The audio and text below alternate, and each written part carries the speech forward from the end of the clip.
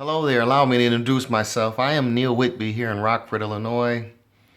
I have some information I want to share with you. My purpose is to uncover one of the greatest schemes, Ponzi schemes, that has taken place today. This Ponzi scheme has taken place in most of the churches and temples around the country of the United States of America, and I want to reveal to you what I'm talking about. You know what a Ponzi scheme is? I'll tell you what it is. The master of it, the greatest Ponzi scheme that happened in our time was a guy by the name of Madoff. He had billions and billions of dollars that came from investors. He came up with a plan that said, you know what? People are eager to give their money away to somebody who seems like they have the right intention. So I'm going to come up with a fake company. I'm going to come up with a fake investment. And then I'm going to have people to invest their hard-earned money into it. And then when it's time for them to cash in on their investment, they're going to find out there was nothing to invest in. So this man, Madoff, you could research him. In 2008, he got in trouble. 2009, he was sentenced. But in 2008, he had billions and billions of dollars. He was living like a king. Do you hear me? He had mansions on the beach, drinking the best, had his own jet. The man was prosperous beyond belief because he got people to buy into his Ponzi scheme. Well, that's what's happening today in many of the churches. These pastors, bishop, right, reverend, elder, doctor, whatever you want to call them, they're living like kings. They have elevators in the house. They have Bentleys, Mercedes, you name it, Maseratis, you name it. Well, you name the vehicle, they have it. And the way they got it is they got people to invest in something called tithes and an offering. That allowed these pastors, overseers, bishop, right, elder, doctor, reverend, whatever you want to call them, to quit his job, many of them. And now they're living like kings. Some of them even have their own jets. A pastor needs a jet to go from one state to the next state. Okay. Well, we're going to just look at what the scripture says about tithes and offering.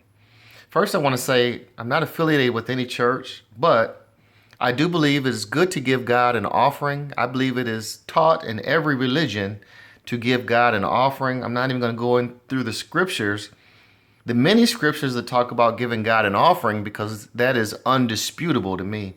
What is in dispute is what is being called tithing.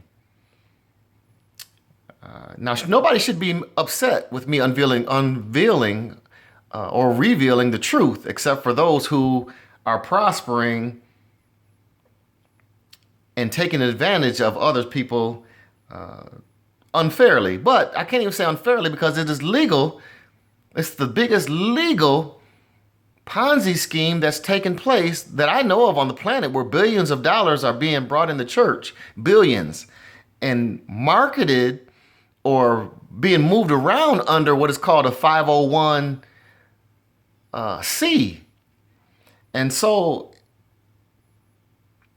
it is even so big that the churches now, many of them have daycares in them because they can become tax exempt to have a daycare.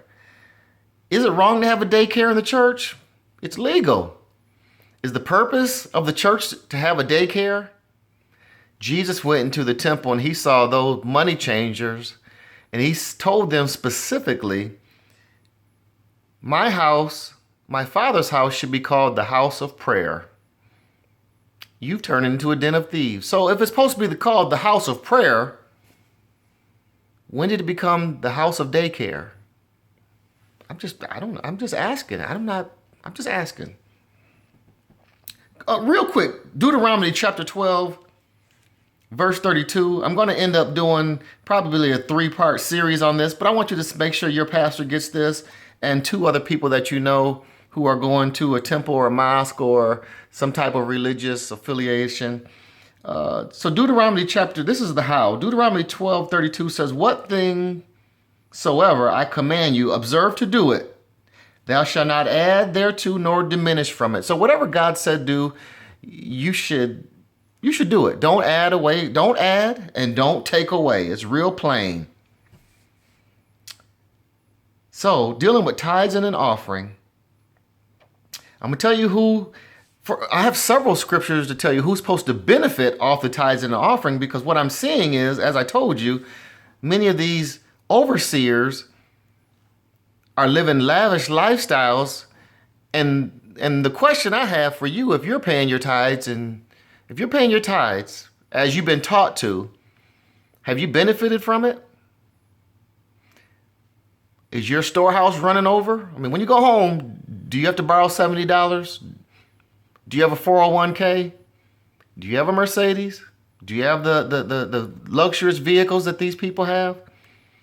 And if nothing more, how is your credit? Because the pastor that you're paying to, his credit's pretty good. You see what he's driving. In fact, his credit is so good, he has a building. He has a building outside of his house or apartment, and most of them don't have apartments, they have houses. And they have a building in their name, and that building is establishing credit. How is your credit? Since you're giving $30 and $40 and $100 a week and more, how is your credit? Let's look at this Ponzi scheme. Don't add and don't take away from this. Remember I said that. Remember, no, not I. Remember, God said don't add and don't take away from his word. This is people who are supposed to benefit off of the tithes and the offering. Go to Deuteronomy 26, verse 12. I'm trying to do this as expeditiously as I can. Deuteronomy chapter 26, verse 12.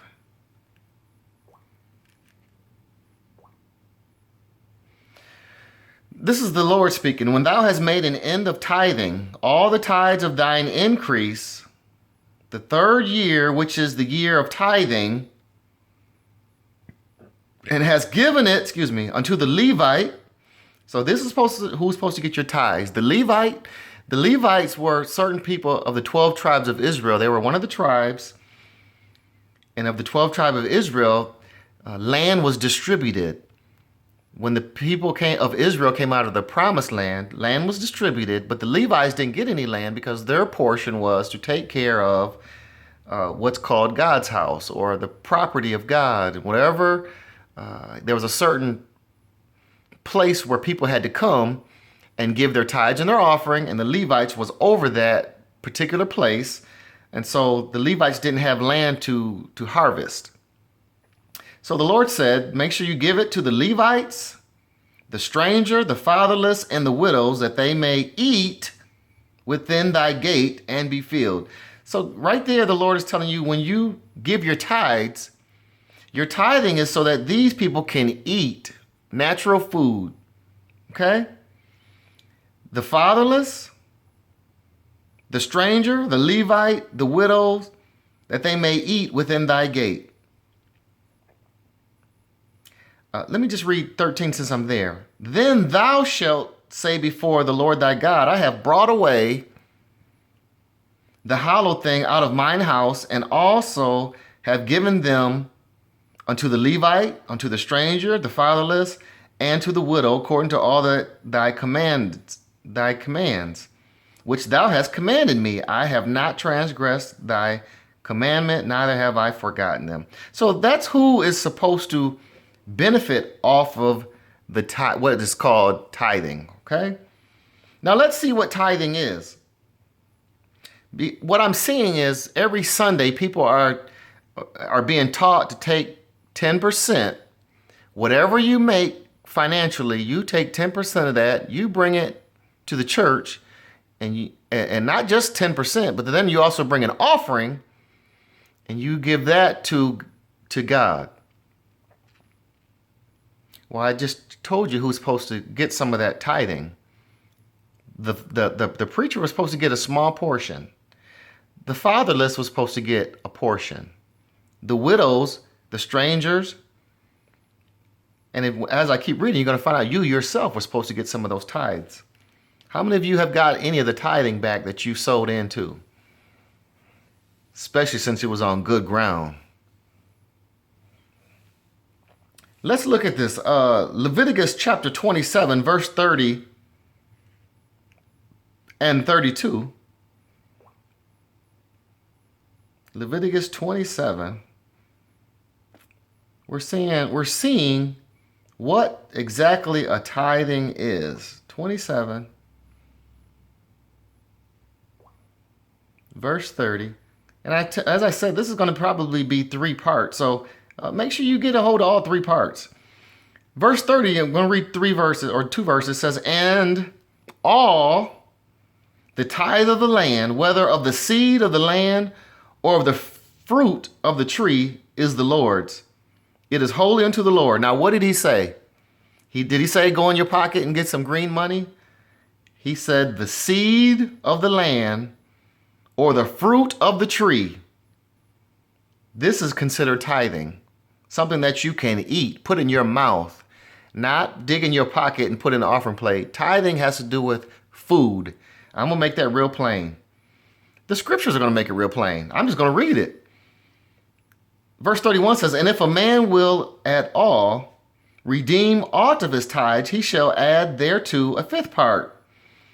To redeem a tithe, let me hit verse 32, then I'll speak on that. And concerning the tithes of the herd or of the flock, even whatsoever pass under the rod, the 10th shall be holy unto the Lord. So if you're going to buy back a sheep or a goat, an ox, you were able to buy back some of your tithes, but you had to add a 5th part. Maybe there was a couple rams or goats. You could buy that back, but you had to add a 5th part to whatever that the purchase price of what the Levites said was. You catch that? So tithing there has to do with food, has to do with seed, has to do with your herds, your flocks. We haven't seen nowhere where it said dealing with money, have we? Deuteronomy chapter 14, verse 22.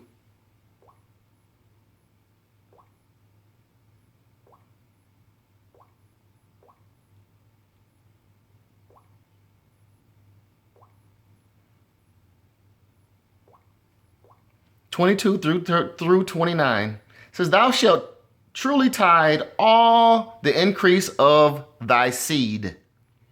Not talking about money, your seed. That the field bringeth forth year by year.